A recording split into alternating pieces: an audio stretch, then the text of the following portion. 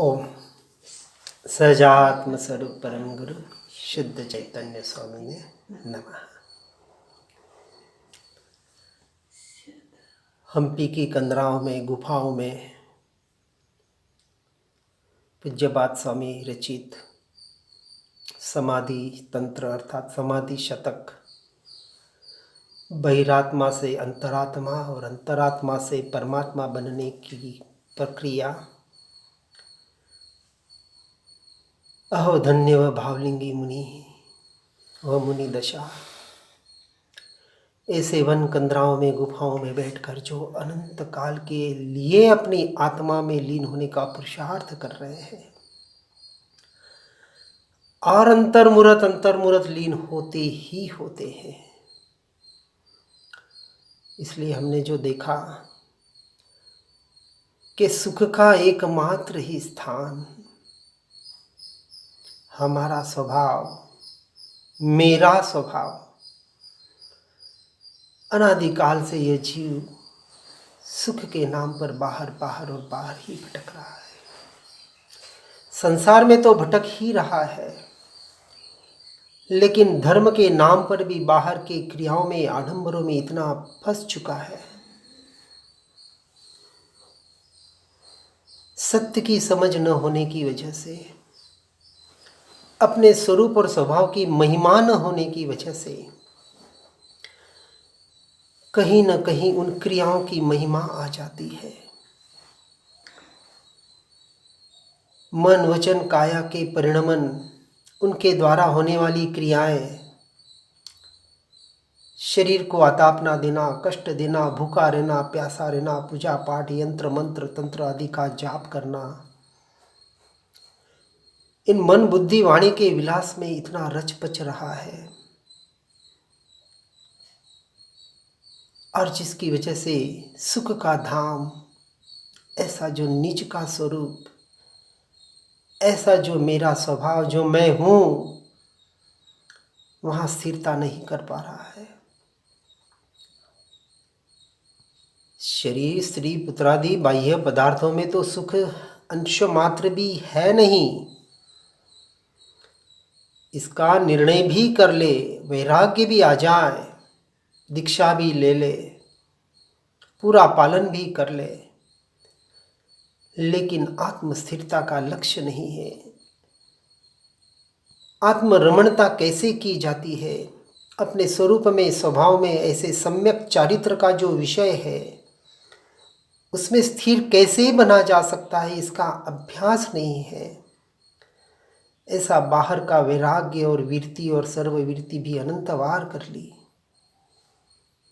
फिर भी उस सुख के स्थान को प्राप्त नहीं कर सका। अब ऐसे आत्मस्वरूप की प्राप्ति का उपाय कैसा है, वह कहते हैं गाथा 30 में।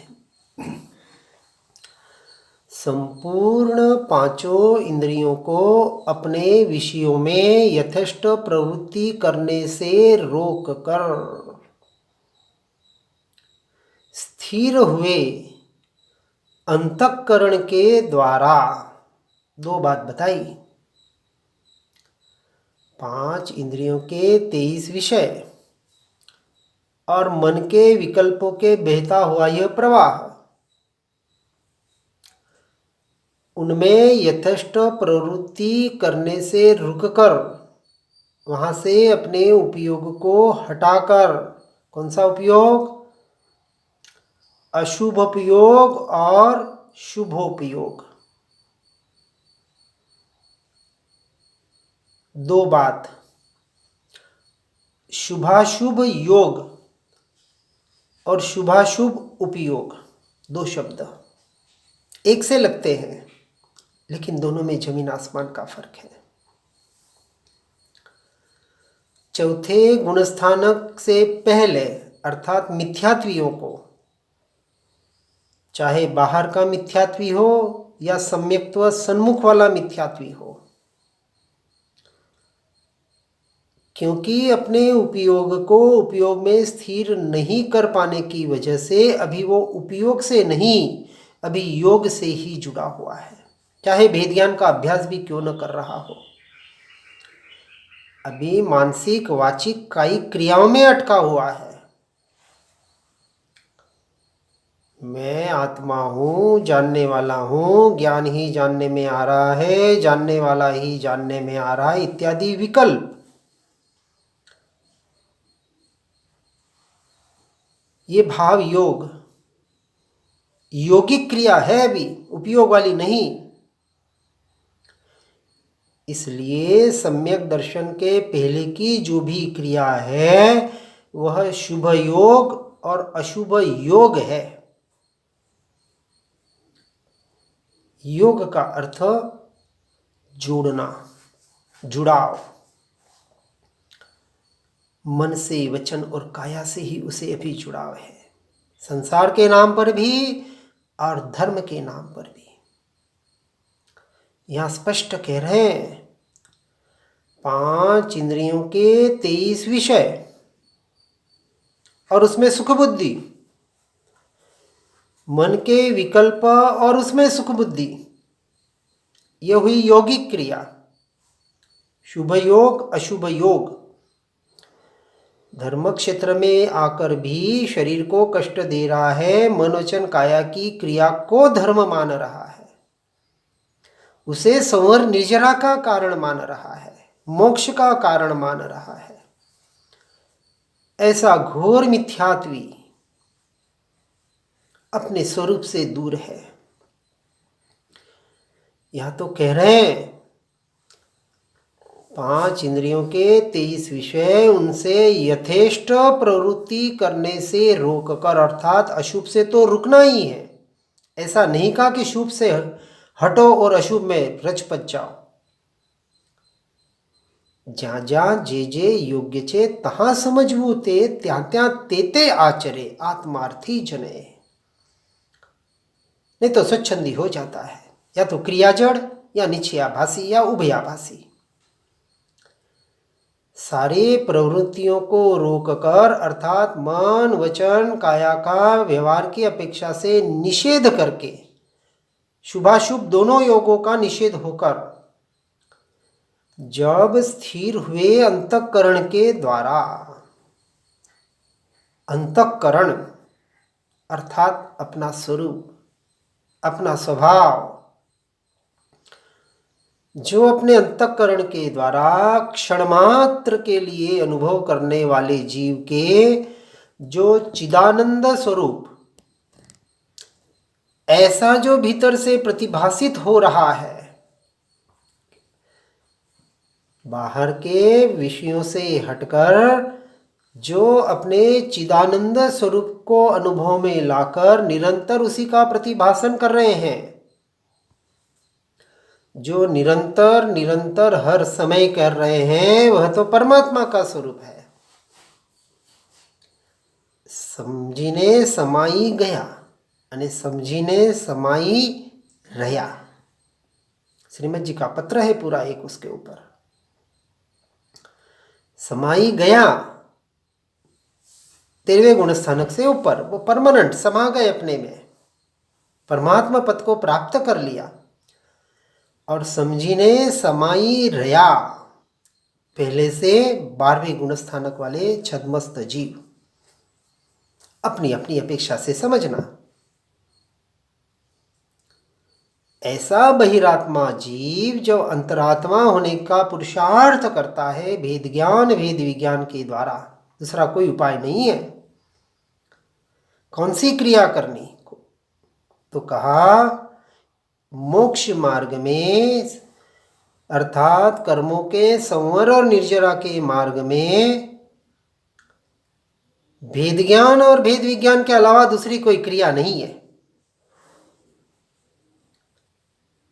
सामायिक कर रहे हैं, समय में आना, तत्व का चिंतन के द्वारा आत्म स्थिरता का पुरुषार्थ, इसका नाम सामायिक। और जब सामायिक में होते हैं, अपने स्वरूप और स्वभाव की लीनता का पुरुषार्थ होता है, उसी वक्त परद्रव्य परभावों का छूट जाना, इसका नाम प्रतिक्रमण। दिन भर के पाप कर लिए और शाम को मिच्छामी दुक्कडम कर लिया, वो प्रतिक्रमण नहीं। पापों से पीछे हटना, अरे सबसे बड़ा पाप तो ये मिथ्यात्व पता ही नहीं पड़ रहा है। बाहर के 5 पाप लग रहे, लेकिन अनंतानुबंधी का कारण बनने वाला यह सबसे से बड़ा से बड़ा पाप, यह मिथ्यात्व। 14 अभ्यंतर परिग्रह में पहला परिग्रह मिथ्यात्व, 3 शल्यों में एक शल्य मिथ्यात्व शल्य। मोहनीय कर्म के उदय में मिथ्या मोहनीय, 18 पापस्थानों में यह मिथ्यात्व, सब जगह मिथ्यात्व बताया, परंतु मिथ्यात्व की यथार्थ परमार्थ रूप की परिभाषा का पता नहीं। अरे सीधी सी परिभाषा, देहात्म बुद्धि का नाम मिथ्यात्व है। देह की क्रिया को अपनी क्रिया मानना, देह की क्रिया में धर्म की स्थापना करने का नाम मिथ्यात्व है। उसे धर्म मान लिया तो अब धर्म करने कहां जाएगा? अंतरात्मा ही नहीं हो पा रहा है और बातें परमात्मा की कर रहा है, मोक्ष की कर रहा है। बहुत गहरा चिंतन करना पड़ेगा हमें, कहां हमारा अटकना हो रहा है। पढ़ रहे हैं, सुन रहे हैं और अटकना नहीं निकाल पा रहे हैं तो उसे क्या कहेंगे? संसार में तो मूढ़, मूर्ख, पागल जो उपमा देनी दे देंगे। पता है कि 100 लीटर की खीर बनी है, सब मेवा मिठाई जो डालना था जितने पदार्थ डाल दिए, लाख रुपए की खीर बनी और एक बूंद जहर का गिर गया गलती से, क्या करेंगे? अरे भाई 1 लाख की खीर एक बूंद से फेंकनी थोड़ी होती है क्या? खाओ, और पता है खाएंगे तो मरेंगे। वो एक बूंद जहर का जो जीवन हरण कर सकता है, उसके आगे 1 लाख फीका लगा। अब अरे फेंको भाई, ये जीवन अमूल्य है, खाने जैसी नहीं रही है वो। लेकिन यहां पढ़ रहे हैं, सुन रहे हैं कि जहर है, फिर भी पिए जा रहे हैं। वहां तो तत्काल डिसीजन, और यहां डिसीजन लेने में सालों लग जाते हैं। कैसी मोह माया की जाल फैली हुई। आहा, कब हटेंगे? कितना सुनेंगे, कितना पढ़ेंगे? ऐसे इसलिए तो 5वां आरा कहा कहते हैं, फिर दोष आरे को देते हैं। अरे बेचारा आरा क्या करे? हमारे पुरुषार्थ की कमजोरी है, पता नहीं पड़ रहा है। कर्म बेचारे क्या करे? अंतराय कर्म हो कि वेदनीय कर्म हो कि कौन सा कर्म, कर्म का काम कर रहे हैं, करने दो उन्हें। मुंह से बोल रहे हैं कर्म कर्म, मुझे छुए तक नहीं, और रो रहे हैं कर्म में। अरे भैया छुए नहीं तुझे, शरीर में काम कर रहे हैं कर्म का, उदय उद्यागत उसका काम कर रहा है। औदयिक क्रिया, औदयिक भाव, जब मेरा स्वभाव नहीं, स्वरूप नहीं, मुझे स्पर्शे भी नहीं, ऐसा अस्पर्शी, अबद्ध, अनन्य, नियत, अविशेष स्वरूप वाला मैं आत्मा, अपने से अपने में रहने वाला, निरपेक्ष, जिसे किसी से आशा नहीं, किसी की अपेक्षा नहीं, किसी की जरूरत नहीं, कब महिमा आएगी अपनी?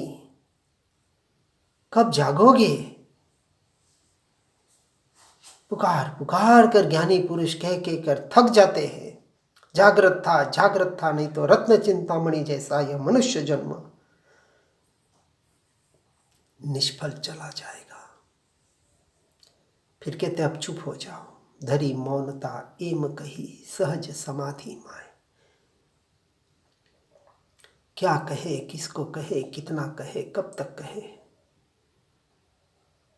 इसलिए टीका में कह रहे हैं, अपने अपने विषयों में यह जाति प्रवर्तती है। कौन सी?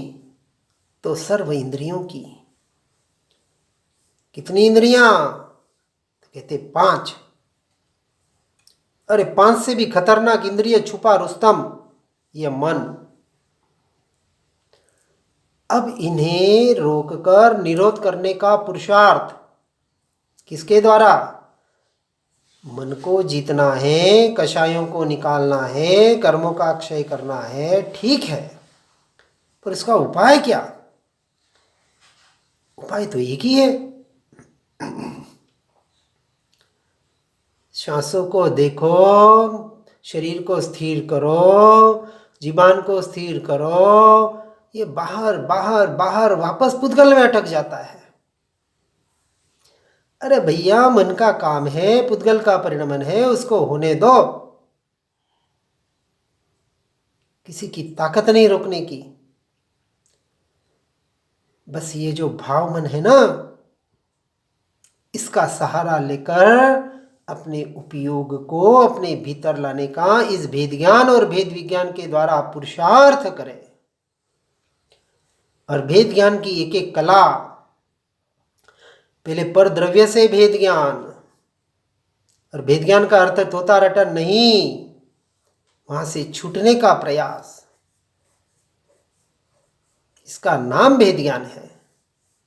आत्मा हूं, शरीर आदि मैं नहीं,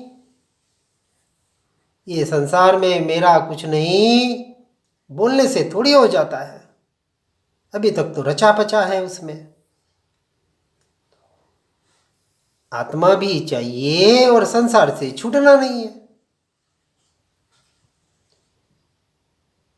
मोक्ष चाहिए, मोक्ष के लिए तो संसार से छूट जाता है,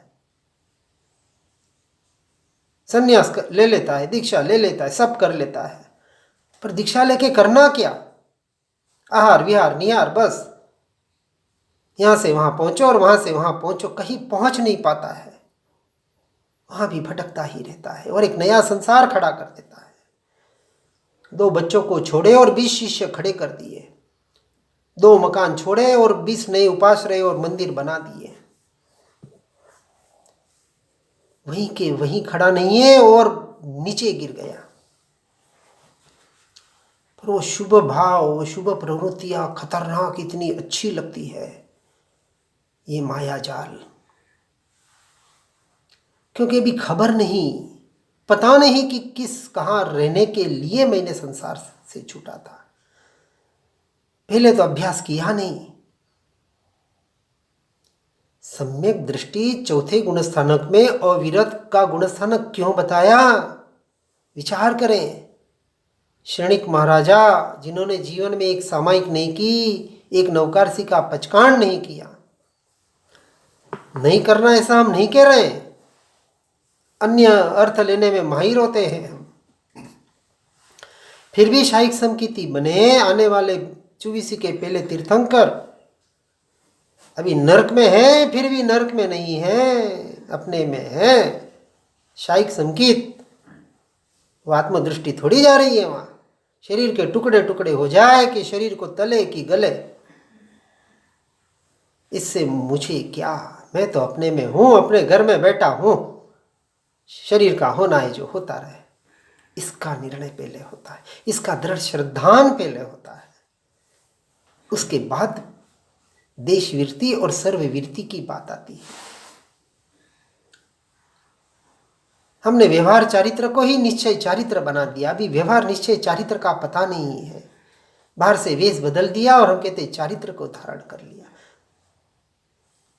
अरे चारित्र आत्मा का मेरा गुण है, कहां से धारण करना है? वेश बदलने से। विचार करें। हम सत्य बताने का प्रयास कर रहे हैं ताकि कहीं अटके नहीं, कहीं भटके नहीं जो सुन रहे हैं। इच्छा निरोधा तपसा, किसको कहा तप? भूखे रहने को तप नहीं कहा। ये श्वेतांबर वाले ओली करते, 9वां पद तप पद। इच्छा रोधे संवरी परिणति समता योगे रे। इच्छा का रोधन और उससे समता भाव का परिणमन, ये हुआ व्यवहार। और फिर निश्चय बताया, तपते ते ही जो आत्मा वर्ते निज गुण भोगे रे। यह निश्चय तप। जब तक उस आत्मा का निज गुणों को भोगने रूप वर्तन नहीं होगा, तब तक तप नहीं है। स्पष्ट बता रहे हैं। वीर जिणेश्वर उपदेशे सांबल जो चित्त लाई रे। चित्त के तो ठिकाने पे रखा है और कहते चित्त बोल दिए, 50 गुण होते, 50 प्रदक्षिणा देते थे, खमासना कर लिए नहीं, साथिया कर लिए नहीं, कहते हमारा धर्म हो गया। अच्छी बात है, हम उसका उसके भावों को समझना है। जो क्रियाएं जिन भावों की अभिवृद्धियों के लिए थी, जो आशय महापुरुषों ने बताने का प्रयास किया उन क्रियाओं और शब्दों के माध्यम से, उसको तो नहीं पकड़ रहे हैं और क्रियाओं को पकड़ के बैठ जाते हैं। ये भूल हो रही है। अपनी भूल को बराबर समझें। जिंदगी भर धूप पूजा करते रहे और धूप पूजा में बता रहे मिच्छन्त दुर्गंध दूर टळे प्रगटे आत्मस्वरूप। अरे भैया, मिथ्यात्व रूपी दुर्गंध को दूर करो, आत्मस्वरूप को प्रकट करो, तो ये धूप पूजा करने की जरूरत ही नहीं है तुम्हें। लेकिन हमने तो धर्म माना है धूप पूजा करने में। सत्य कड़वा होता है, पर वो सत्य का स्वीकार नहीं कर पाते हैं। इसलिए कह रहे हैं कि सबसे निरोध कर, इच्छाओं का भी निरोध कर, तत्पश्चात स्थिर हुए अंतरात्मा द्वारा। अंतरात्मा का लक्षण बताया, पहले बहिरात्मा का लक्षण बताया, ऊपर हमने इतने दिनों से सुन रहे हैं हम। अर्थात मन जारा जो स्वरूप भासता है, क्या करते हुए कि क्षण मात्र देखते, क्षण मात्र अनुभवते। किसको देखते जानते? पर द्रव्य प्रभावों को नहीं। जो अपने स्वरूप और स्वभाव को निरंतर देख और जान रहा है, जो निरंतर अपनी आत्मा का अनुभव करने का पुरुषार्थ कर रहा है, ऐसे बहुत काल तक मन को स्थिर करना अशक्य होने से थोड़े काल तक मन का निरोध करके देखने पर जो चिदानंद स्वरूप प्रतिभासता है, ऐसा जो चैतन्य ज्ञानानंद स्वभावी भगवान आत्मा जो भीतर में प्रतिभासित हो रहा है, भले कुछ देर के लिए, कुछ क्षण के लिए, कोई बात नहीं, अवधि बढ़ेगी ये, लेकिन इसका अभ्यास ही नहीं होगा तो कहां से बढ़ेगी? वह अंतरात्मा परमात्मा का तत्व, तद्रूप तत्व का स्वरूप समझ पाता है। तो स्पष्ट बताया जा रहा है, परमात्मा पद को, मोक्ष को प्राप्त करना है तो अंतरात्मा बनना ही पड़ेगा, और अंतरात्मा बनना है तो बहिरात्मा पने से छूटना ही पड़ेगा। पूरा प्रोसेस सीधा क्लीन एंड क्लियर है। परंतु जीव इस बाहर की मिथ्या मान्यताओं में, बाहर के क्रिया विशेषों में इतना अटक कर भटक गया है कि मूल उद्देश्य उसका छूट ही गया। जो मूल उद्देश्य इन क्रियाओं का, इस धर्म का, अपने स्वरूप की स्थिरता, सम्यक चारित्र, सम्यक दर्शन, अर्थात श्रद्धान। किसका श्रद्धान? अपने जीव तत्व का, अपने अस्तित्व का, अपने स्वयं के होने पने का। ये परद्रव्य की क्रिया तो मेरी नहीं, अंश मात्र भी मेरी नहीं। ये शुभाशुभ क्रियाएं, शुभाशुभ भाव, इनसे मेरा कोई संबंध ही नहीं। बोल दिया, सुन लिया, लेकिन संबंध तो रखा हुआ है। अरे भैया, क्रिया से भी तो छूटेगा यदि तेरा संबंध नहीं है तो। और नहीं छूट रहा, इसका मतलब संबंध बनाए रखा है। जीव छूटना नहीं चाहता है, दोनों हाथों में लड्डू रखना चाहता है। दोनों विपरीत दिशा कैसे चल पाएगा, कैसे बढ़ पाएगा? एक दिशा से तो मुंह मुड़ना ही पड़ेगा, और कोई इलाज नहीं है। पूरा पश्चिम, पूर्व की ओर जाना है तो पश्चिम से हटना पड़ेगा, सीधी सी बात है। पश्चिम में चलता रहे और कहे मुझे पूर्व की ओर जाना है, कभी नहीं पहुंच पाएगा, जन्मों जन्मों तक नहीं पहुंच पाएगा। अपनी दिशा को बदलना पड़ेगा, दशा अपने आप बदल जाएगी। सुनकर, पढ़कर, समझकर अपने जीवन की दिशा को सही बनाकर अपनी दशा को सुधारने का प्रयास और पुरुषार्थ करें। इसी भावना के साथ ओम नमः सिद्धम। जिन वाणी के ज्ञान से हो सम्यक श्रद्धान, हो चारित्र महान पाहु पद निर्वाण। निज निधि निज में बताई, यह अनंत उपकार है। उसके लिए जिन वाणी माँ को वंदना शतवार है, वंदना शतवार है। ओम नमः सिद्धम।